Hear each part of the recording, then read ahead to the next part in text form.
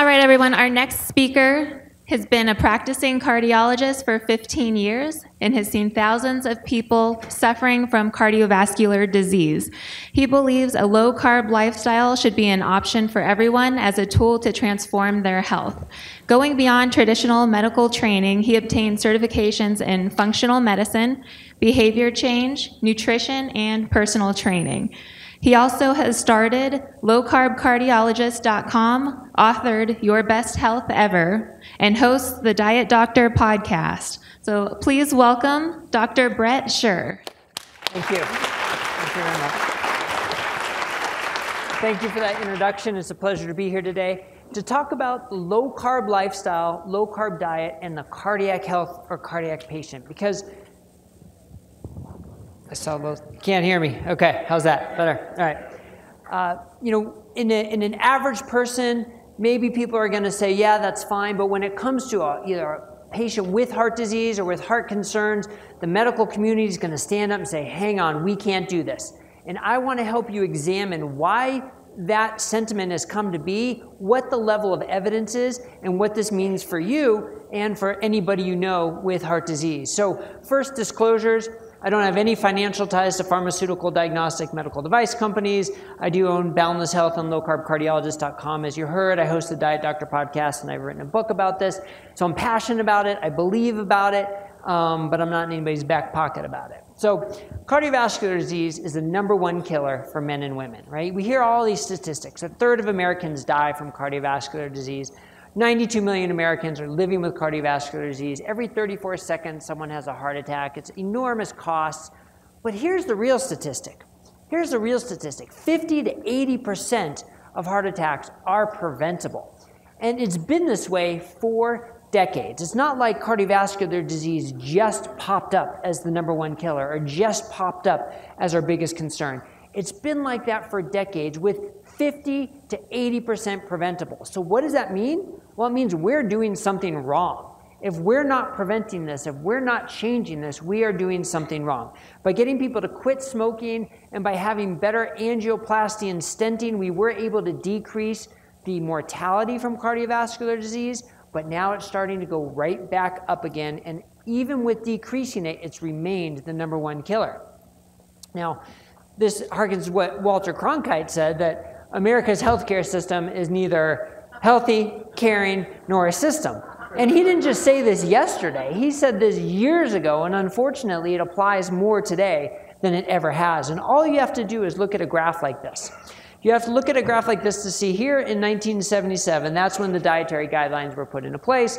And this is what happened to diabetes. It's the same curve for obesity. It's the same curve for the majority of our chronic diseases.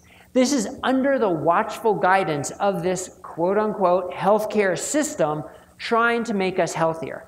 So at its best, our healthcare system failed to prevent this disease epidemic.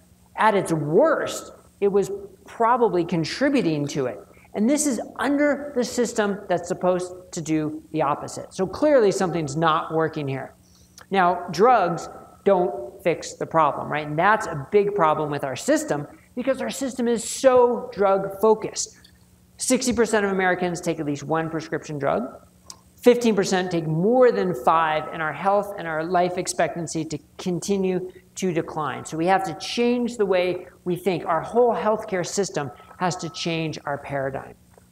So let me tell you a story about this. I saw a patient of mine. This was about 6 or 7 years ago now.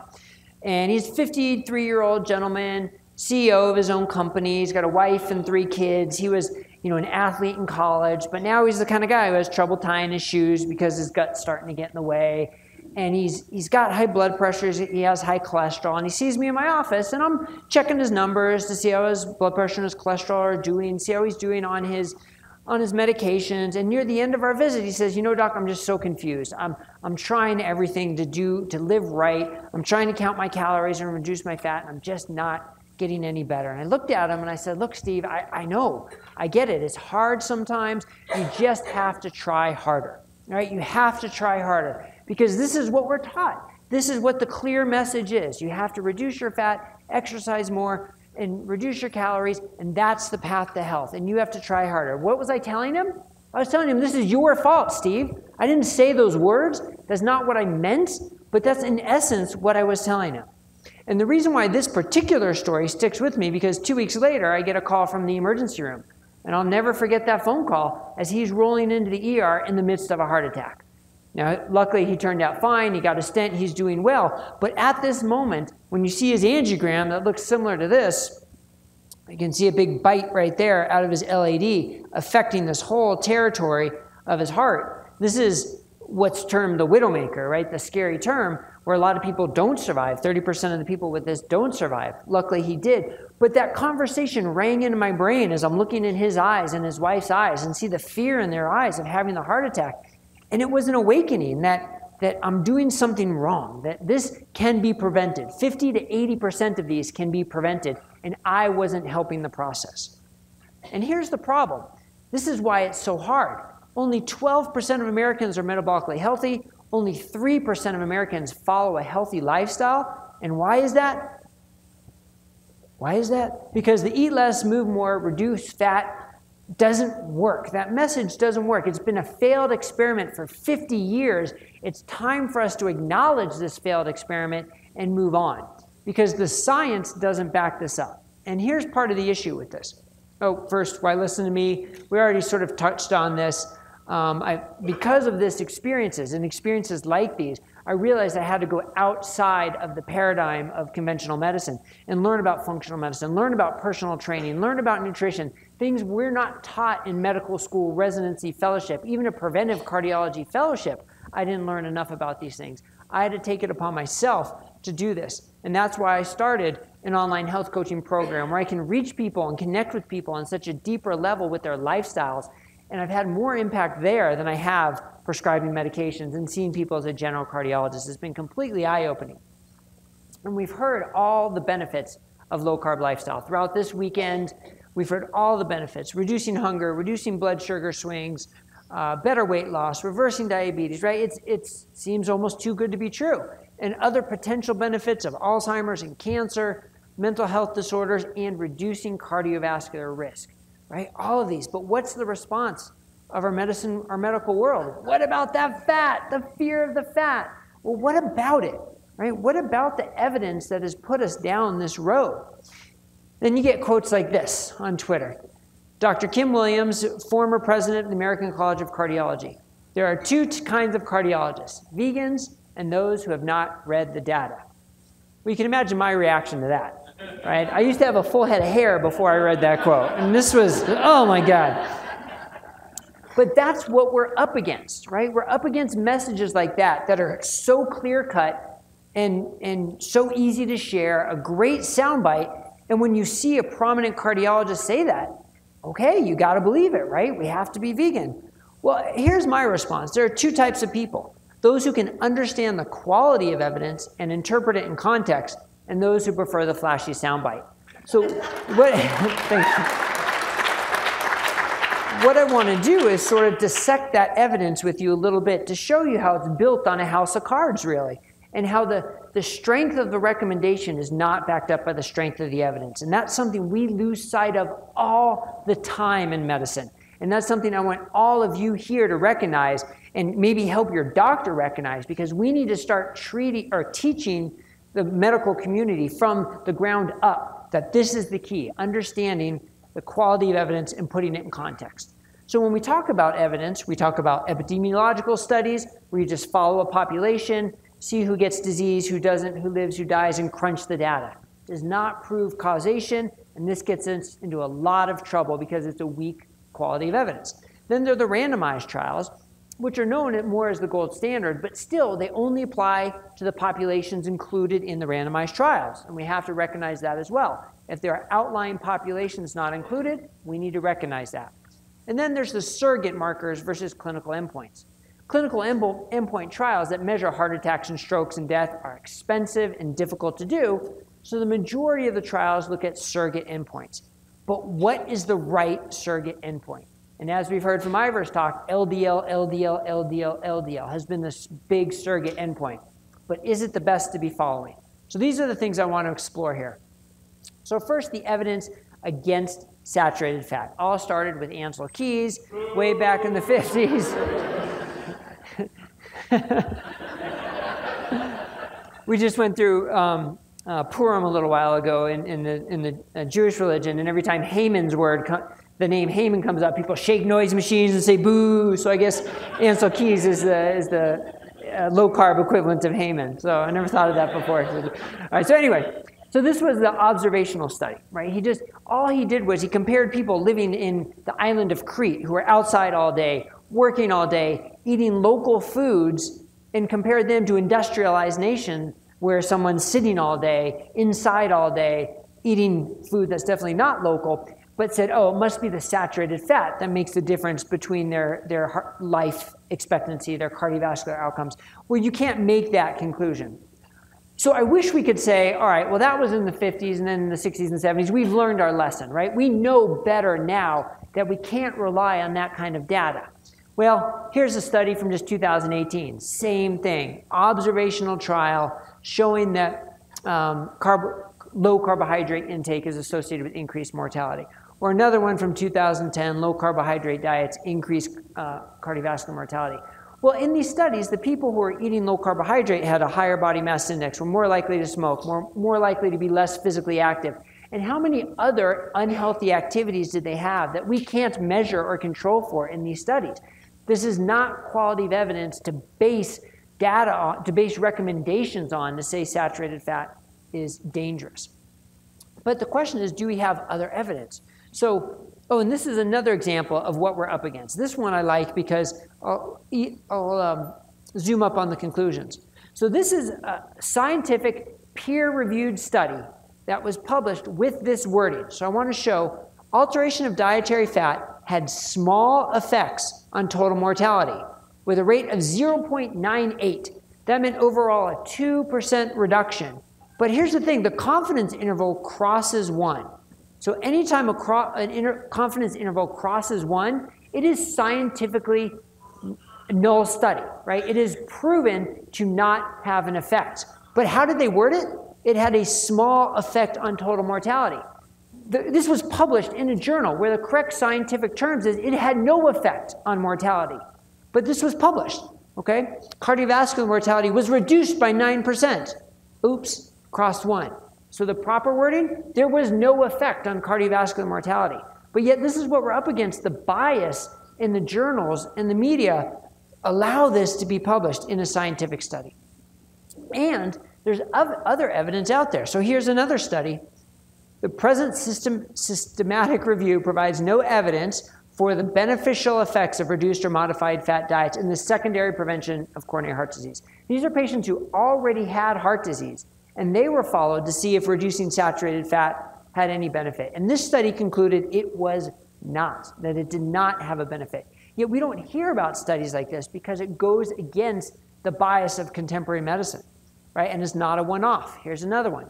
Saturated fats are not associated with all-cause mortality, cardiovascular disease, coronary heart disease, ischemic stroke, or type 2 diabetes. Now, again, it's observational data, but observational data proving the opposite of what other observational data has proven is very powerful because it tells us, wait a second, we need to look at the strength of the evidence, and that's not what is talked about enough.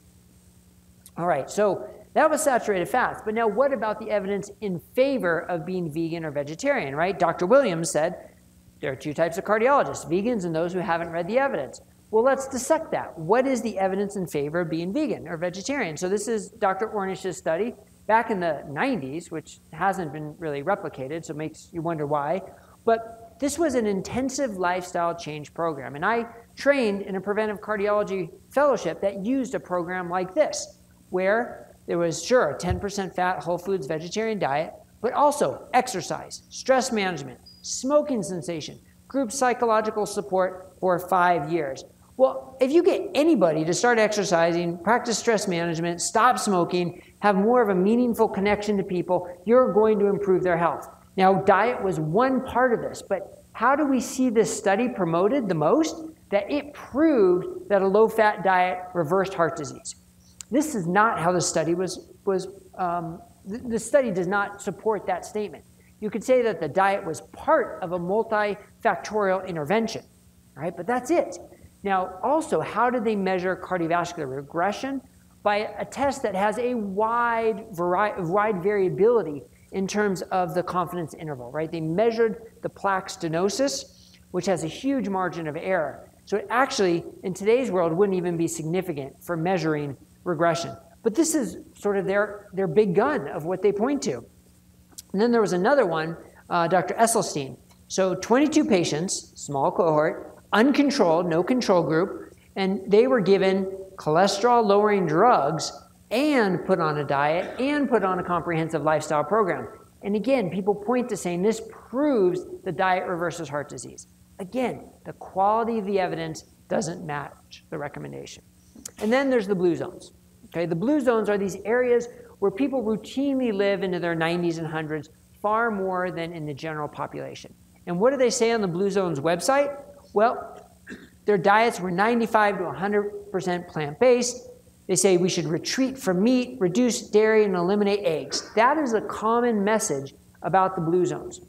Again, does the data, does real-world experience match that? Other things that they say, slash on sugar, snack on nuts, sour on bread, and go wholly whole, meaning eat whole foods. Okay, I don't have much of a problem with that. But let's unpack these a little bit. So blue zones. First of all, most of the blue zones look like that. And that's the place I want to be. I feel better just looking at it. I think my health's improving just looking at the picture. So Icaria, Greece. Well, how do they live in Icaria, Greece? Well, they're known for their locally raised goat meat and their goat meat jerky. They eat goat cheese practically every day. They eat lots of fish, lots of olive oil. And again, I just feel better looking at that picture. It makes me feel good. But is this 95 to 100% plant-based? Is this retreating from meat? Okay, so maybe this is a one-off example. So Sardinia, they're a land of shepherds. They're not kale farmers. They're not lentil farmers. They're shepherds. They have sheep's milk or cheese every day. They're known for their sarda pig. Also, lunch is their biggest meal, which is an important concept as well, sort of this Mediterranean concept. Maybe it's more how they eat than what they eat. That's part of it. Okay. In Costa Rica, so we hear a lot about the Costa Rican high-carb diet with plantains, sweet potatoes, tortillas, beans, and rice. That is true. What's also true, eggs, chicken, and pork. And how are these eggs, chicken, and pork raised? Well, I wish I had a picture of it, but they're just wandering around here. They're probably as happy as everybody else is looking at pictures like this. These are locally raised, locally cared for meats and eggs that they are eating, all right? So what are some of the commonalities aside from the pictures, all right? What are some of the commonalities besides the location? This rule of hara hachi bu, you stop eating when you're 80% full. It's part of the culture. Someone just told me, quote, the other day that the meal isn't over when I'm not hungry. The meal is over when I feel full, when I feel sick, when I'm about to burst, right? That's sort of our culture, not them. They know to stop eating when they're about 80% full. They eat local, open grazing animals. Their calories are approximately 1,200 per day, and they eat no processed junk food or sugars and lifestyle. So again, it's looking at the whole picture rather than saying this is the one piece of their diet that we're going to take out and say is the savior for everybody. We have to say this is their lifestyle that they live that we all can potentially mimic that may be beneficial. Now compare that to, I don't know, it's not a blue zone. Maybe it's like a dirty brown zone or something. New York City, definitely not a blue zone. Are they stopping at 80%? Are they eating local open grazing animals? If you count the rats, maybe, I don't know. Are they eating 1,200 calories per day, no processed junk food? Of course not. So how can you pretend that you can take a diet from one completely different situation and say it's going to work for an entirely different population? So when you unpack the blue zones, are they 95 to 100% plant-based? No. Are they retreating from meat and eggs and dairy? No. But are they eating those in an appropriate manner in a healthy lifestyle? Absolutely. And that's the message we need to be saying, more than trying to distort it to fit our prevailing paradigm or to fit our biases, which is what happens so often. So we looked at a lot of the studies against saturated fats for vegans, and now what about these surrogate marker studies, right? These are the studies that we see most often. Does the quality of the surrogate marker studies back our recommendations for low fat, eat less, move more, etc.? Well, let's look at lipids, right? Ivor just gave a phenomenal talk talking about LDL and its role. I'll touch on it a little bit more here, but the key is looking at the entire profile, not just the LDL, right? And on a low-carb diet, We know all these improve, HDL, triglycerides, size, and density. But we don't talk about that as much because our drugs don't affect those as much, right? Statins don't reduce small dense LDL. Statins don't affect HDL and triglycerides. Lifestyle does. And in our drug-centric medical atmosphere, that's what we focus on, the drugs that work. And that's the paradigm we need to get away from. So here's a study comparing the very low carbohydrate diet in the dark blue against a low-fat diet in the light blue. And what do we find? No surprise, body mass and abdominal fat better for the very low carbohydrate diet. But look at this. Look at how much the triglycerides improve. Look at how much the HDL improves. And by the way, just as an aside for HDL, as a cardiologist, I was trained, we can't do a whole lot to affect HDL. Alcohol can affect it a little bit. Exercise can affect it a little bit. I have never seen anything improve HDL like a low-carb, high-fat diet. It is the best thing, the best intervention among any to improve HDL. Oops, yikes, I knew I was going to do that. Okay, the triglyceride to HDL ratio, obviously a huge improvement. And then the ApoB to ApoA1 ratio. This is one we don't hear a lot about, but in the recent Pure study, a couple years ago, observational study, they found 135,000 patients in the study. They found this was the best predictor of cardiovascular disease when you're monitoring lifestyle, basically. And it's essentially an LDL particle to HDL particle ratio, all right? But they found that to be far better than LDL alone. And look how much that improved on the low carbohydrate diet. And the same for the small dense LDL. Actually went up on the low fat, went down on the low carbohydrate diet. But if you're just looking at the LDL-C, you're going to miss most of this because most docs aren't even talking about this triglyceride to HDL ratio, and they certainly aren't looking at these markers here. But they all improve on a low-carb diet. So here's the other thing, which, you know, I have to make a bet with Dave Feldman about the over-under, about how many people mention him in their talks, because I think we're well over 50% here. But as he's been very vocal about, LDL has to be put into context to HDL, okay? Here's the Framingham study, one of the original studies that said LDL is dangerous. LDL increases our risk of heart disease. So it's a little complicated, but stay with me here. LDL from 100 to 160 to 220, okay, going this way. HDL from 85 dropping down to 25. What do you notice? LDL of 220 with an HDL of 85 or 65, when you go across, it's pretty much equal. Right? You can raise the HDL as much as you want, or sorry, that sounds like an intervention. It wasn't an intervention. The LDL can be higher in participants as much as it can be, but as long as the HDL was still naturally high, there was no significant change in the heart attack risk. Now, you can see how that changes dramatically as the HDL decreases, right? But what should this tell us? This should tell us that the LDL has to be put into context. It alone is not the marker. A quick word about HDL. Ivor made a good point about it's more about HDL function than HDL number. We don't have a good clinically available way of measuring HDL function. But one thing I can say is that raising HDL with lifestyle is far different than having either a genetic mutation that allows you to have a very high HDL, or putting you on a drug that has a high HDL. It's a much more natural way of raising HDL, and my theory is that is the healthiest, most effective way to raise HDL in terms of its function. That's just a little aside. Okay, but the point of this slide is it has to be put into context with the HDL, because all of a sudden the risk marker kind of goes away, doesn't it? And then we have studies like this. This was a study looking just at consecutive patients who came into the ER with a heart attack. Right? So if LDL is the biggest risk factor, you would expect the curve to be shifted way out here into the 170s, 180s, 190s, 200s of LDL. But where do we see it? Right here, in the 50s to 130s. That's sort of the majority of the people coming in for heart attacks where their LDL level was. So does that make it seem like LDL is the biggest risk factor? And even down here, this is where we were sort of told a decade ago that you were immune to cardiovascular disease if we could get your LDL down that low. Clearly, that was an overstatement.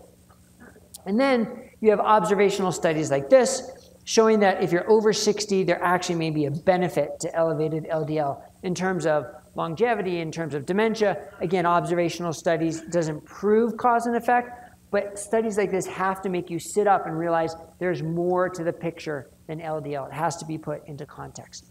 And then just a series of sort of summaries from different trials. The triglycerides and the ratio of triglycerides to HDL were the most powerful independent variables related to the precocity of CAD. Total to HDL cholesterol ratio, LDL to HDL ratios are risk indicators with greater predictive value than isolated parameters such as LDL.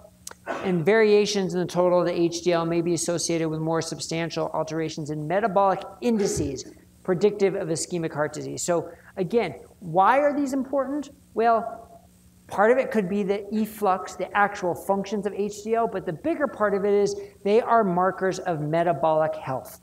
Our cholesterol doesn't exist in a vacuum. Our LDL particles don't exist in a vacuum. They swim in this bloodstream, our soup, so to speak. They're cooked in our soup, our bloodstream, which has a metabolic health indice. Are we metabolically healthy? Are we not? And that affects how our LDL performs and acts. So we have to control for metabolic health when we're talking about LDL. So surrogate markers, when we look at LDL, we have to look at the whole picture, the ratios, the specifics of the LDL, the particle numbers, the size and density, the oxidation, and put into context with our metabolic health. If you're only looking at the LDL-C, you're only looking at the tip of the iceberg, and the metabolic health is so important. And why is that? Oh, sorry, a little bit more here. I'd be remiss if I didn't talk about statins. Everybody has questions about statins. And so here's one of the landmark studies showing what a blockbuster drug statins are. Pretty impressive, right? I mean, that's amazing. I think I need better glasses. Hang on a sec. So I think we've lost track of what a groundbreaking study or a landmark drug is. Treating tuberculosis, that was groundbreaking. That was a landmark discovery. Anesthesia, so that we can do surgery without killing people. Okay, that was pretty remarkable. This type of difference, I don't know. It is a difference. If you focus just between 98 and 100% here, okay, in the Jupiter trial, there was a reduction. I cannot say it had no reduction. But was it the groundbreaking landmark reduction that people want to say it was? And what are the other factors involved? Inflammation. What was their lifestyle? What was their diet? What else was going on here? So again, we have to put that into context. I'm not one of the people who say statins should be avoided at all costs and they have no benefit, but I absolutely say we have to have a better concept of where they help. And here's another important point. These are all of the LDL and statin studies done on low-carb, high-fat subjects. None. You can research it all you want. You just end up like a frustrated researcher like she is there. There are no studies done on people following a healthy low-carb, high-fat lifestyle. So how do we interpret that? We could say, well, since there are no studies, then we know it should have absolutely no effect on us and we should ignore it. Or we could say, well, since there are no studies, we just have to assume that all those other studies still apply. Or you say we have to treat this as an individual, unique circumstance where we don't know the information, but Dave Feldman's certainly trying to help us find the information, name drop number 2.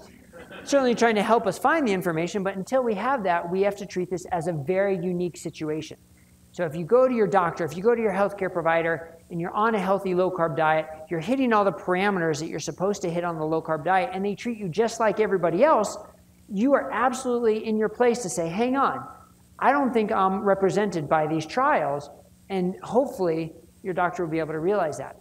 But here's a key. Notice I said hitting all the markers that you're supposed to on a low-carb diet, because in my health coaching practice online, I see a number of people who say, hey, I'm low carb, so my LDL shouldn't matter, right? And it's not that simple because a lot of them still have high triglycerides or low HDL or haven't completely reversed their metabolic dysfunction. So there's still more there. You have to make sure you fit the exact profile before you say you're not represented by the studies. Because if you're not hitting all those markers, I still say you have to question whether LDL has some role, LDL particle number still has some role, and is represented by some of these studies. So it does need to be an individual attention. And just because you started low carb last week doesn't mean you fit the profile and are exempt from studies, basically. That's one of my little soapbox messages. All right, so other surrogate markers, though. Glucose and insulin. Not just diabetes, but insulin resistance, too. As we've heard by other speakers, by the time you're diagnosed with diabetes, your insulin resistance and hyperinsulinemia has been going on for years. So if you're only diagnosed by the time you have diabetes, you've missed the boat 10, 15, 20 years earlier, right? So that's what we need to be testing for, is insulin resistance, hyperinsulinemia, and addressing it earlier. And as we know from the same study, you look at the change in glucose and the change in insulin on the low carbohydrate diet. Again, nothing is as effective as lowering insulin as this low carbohydrate diet. And why is this so important? Well, here's a study, a little bit complicated slide, but the point of this is cholesterol stayed the same in this study, LDL stayed the same. What changed was the hemoglobin A1C, right? This is as the hemoglobin A1C increases, and this is the relative risk of cardiovascular disease. So what do you see? Well, the big change right about here, about 6.4, the diagnosis of diabetes, the change was dramatic. But look, back here, it's not a flat line, right? Even here, the line is increasing. And this is in that insulin-resistant prediabetes metabolic syndrome range before you've had the diagnosis of diabetes. But here's the other tragedy when you look at a slide like this.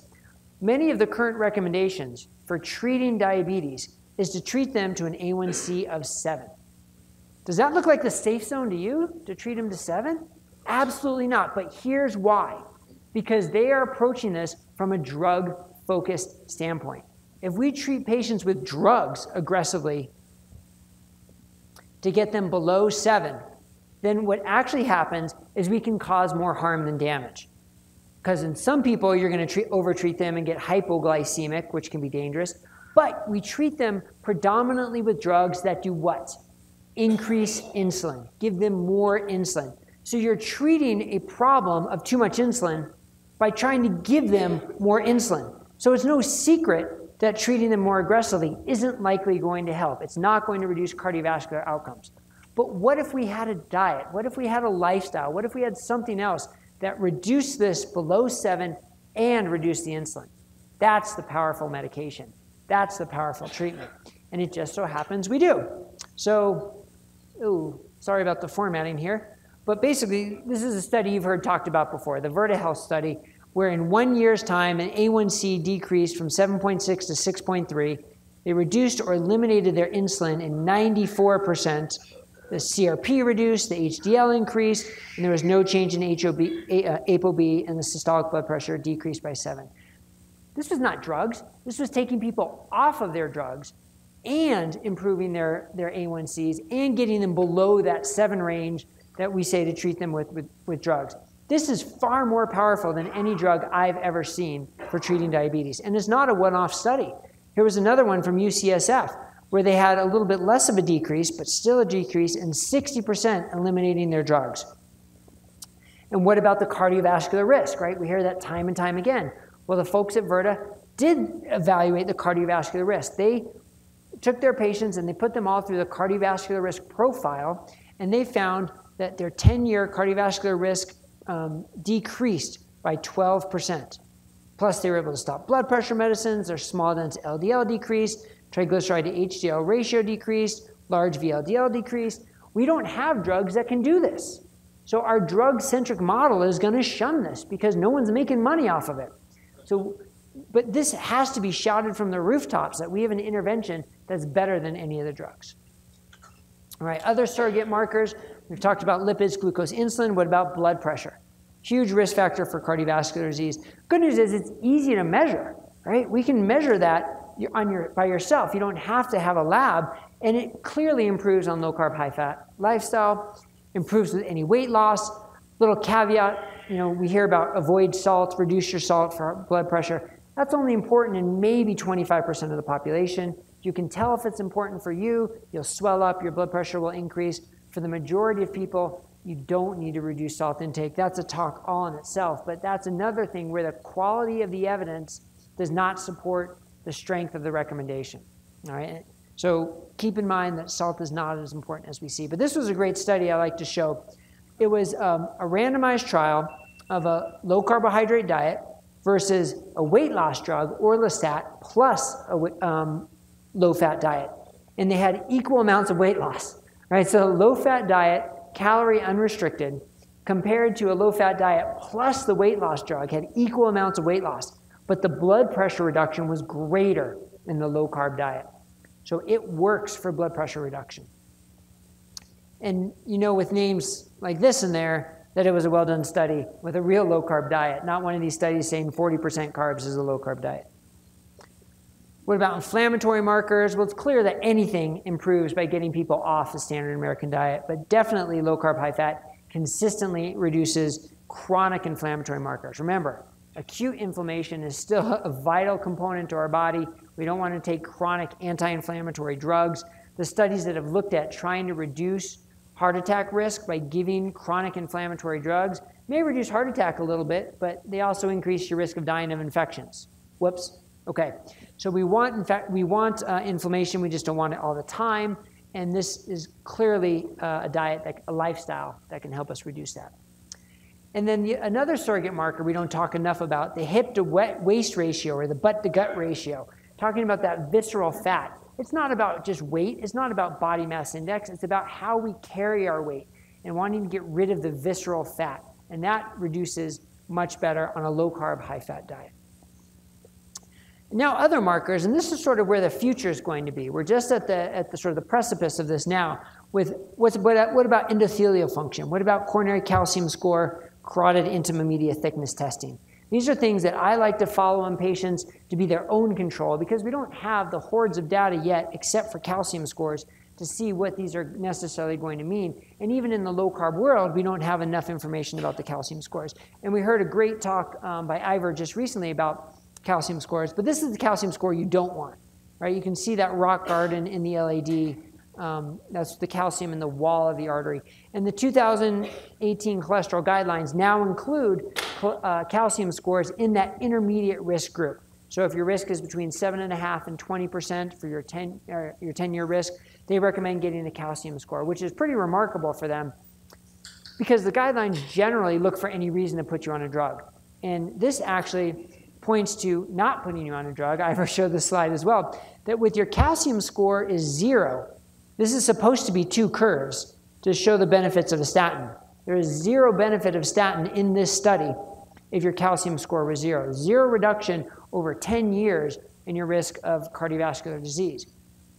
What if your calcium score is between 1 and 100? Well, then there was this tiny benefit, but you would need to treat 100 people for 10 years to save 1 heart attack for the calcium score between 1 and 100. 100 people for 10 years to save 1 heart attack. That doesn't sound like very efficient medicine to me. Now, as it got higher, above 100, then you had to treat 12 people for 10 years to save a heart attack. That's getting a little more impressive. But again, were any of these people following a low-carb, high-fat lifestyle? No, they were following the low-fat lifestyle. They were following a standard American diet lifestyle. So again, we have to understand if it applies, but clearly the concept of a calcium score for better risk factor stratification is huge and has been ignored for too long. All right, so summary. What does the evidence say? Well, in favor of vegan or vegetarian lifestyle, poor quality, observational studies, using outcome measures that are with a huge variation, limited numbers, and the studies were comprehensive lifestyle changes. They were comprehensive lifestyle observations. They were not isolated dietary interventions. The evidence against saturated fat, again, poor quality observational studies, doesn't stand up to rigorous meta-analysis. Based on this, can you support a statement saying there are 2 types of cardiologists, those who are vegans and those who have not read the data? Absolutely not. This quality of evidence does not support the strength of the recommendation. What about the surrogate markers? Well, we need to measure the right surrogate markers. Everything improves compared to a standard American diet, but comparing it to a low-fat diet, we've seen that the low-carb, high-fat diet improves the vast majority of the surrogate markers even more. So coming down to the question, is a low-carb, high-fat diet advisable for our health, specifically our cardiovascular health? Well, let me rephrase that. In our drug-centric model, what if I had a drug that would help you lose body fat, decrease inflammation, reverse metabolic syndrome, insulin resistance, diabetes, increase your HDL, decrease your triglycerides, improve your lipids and size, and help you feel better, reduce your hunger, reduce your brain fog? If I had a drug for like this, millionaire. Who would take this drug? Absolutely. But it's not. It's a lifestyle. So is this beneficial for your heart? Absolutely. Is it beneficial for your life? Absolutely. I want to finish with a quick little story I like to tell. There was a time in my life when I wanted to be a better golfer. Now with family and kids and 2 jobs, that's a forgotten past. But there was a time where I wanted to be a better golfer. And I was going crazy trying to improve my swing. I was on the internet reading every blog, watching every video. I was talking to my playing partners to see what they were doing. I even saw my local pro so he could help me, and he put my swing next to Tiger Woods' swing to show me what I was doing wrong, and it was ugly, let me tell you. It wasn't until I found the people at Titleist Performance Institute, TPI, that I really started to make some gains, because at TPI, they don't just look at your swing. They're experts in the swing, they're experts in personal training, they're experts in biomechanics, they're experts in physical therapy. They're able to pull their expertise from multiple different areas and then find the right swing for me, see how my body moves, and see how a swing will fit my body, knowing that I'm an individual. And even more important, they could design a training program to help me improve my body, how it moves, and my swing. Well, I think everybody here in this audience is here because we want to improve our lives. We want to improve our health. And we've all probably been on the internet, reading every blog and watching every video, asking our friends and coworkers what they're doing and works for them, even seeing our local doctor to get sort of the standard medical care. But sometimes when you really want to make the improvement, when you really want to revolutionize your life and your health, you need to see somebody who can pull from expertise from multiple different areas. You need to work with somebody who can look outside the box and see you as a whole picture. And that's where you're going to be able to transform your health. That's where you're going to improve your health and your life, because you're not one number, right? You're not one metric. You're not one study. You're an individual, and we need to see you like that and look outside the box. Now, fortunately, talks like this, communities like this, are building more practitioners. You know, there are probably a dozen people, and just here in this audience, here this weekend, who fit this profile. And those are the people that we need to seek out to work with to really transform our lives and transform our health. So thank you for being here. Thank you for being proactive about your health. Thank you. Round of applause for the low-carb cardiologist, Bret Scher. All right, so at least one of those surrogate markers was on my online dating profile. I was instructed or told before the first break that you can get the CAC scan at a place called Mountain Star Cardiology or Mountain Star Hospital. Get the CAC scan for about $65, no prescription or doctor needed for that. So thank you for that information. Mountain Star Hospital here in Utah. Jordan Valley does it too. Jordan Valley. So go get it done, people. It's important, obviously. All right, so let's go ahead and come back here at 45 after or 15 till for the next speaker. Thank you.